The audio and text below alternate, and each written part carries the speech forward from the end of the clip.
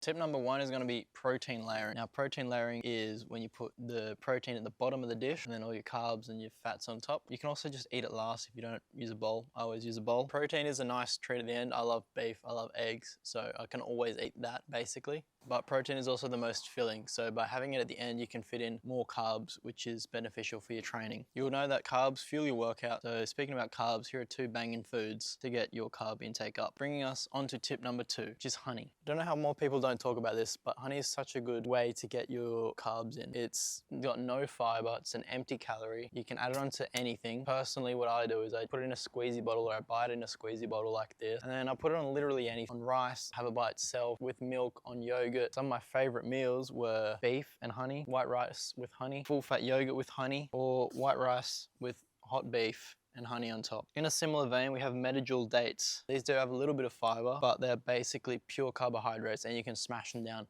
very easily. As an example, guess how many calories are in these 6 dates? 100, 200, 300?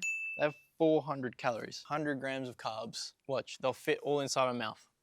See? Now that I brought up fruits, let me talk about fiber. Get rid of it. So tip number 3 is going to be eliminate fiber. Fiber is filling and slows down your digestion speed. Fiber is found mainly in fruit and vegetables. So with a couple of simple switches, you can reduce or eliminate fiber in your diet. So switch potatoes for white rice, switch fruit for fruit juice, and switch salad for, you guessed it, more white rice. Oh my God!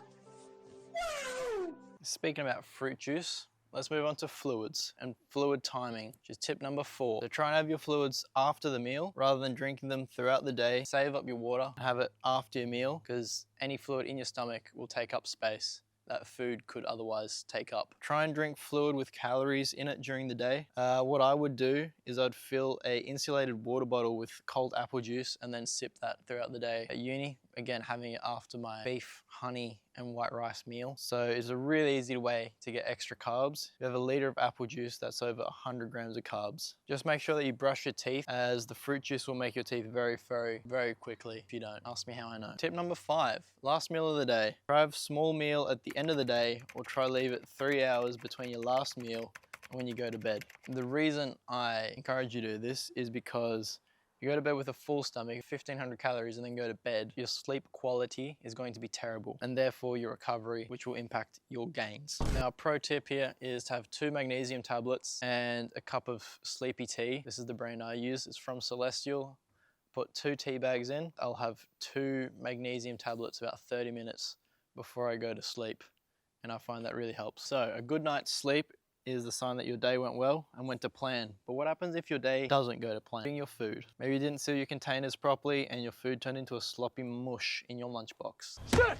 My advice here, options that you can go to very easily at a supermarket. For me, it was a block of cheese dipped into honey at home. If it was at a supermarket, it would be, again, a block of cheese, maybe a small tub of yogurt, or no cafes and restaurants near you where you can get a high calorie option on demand.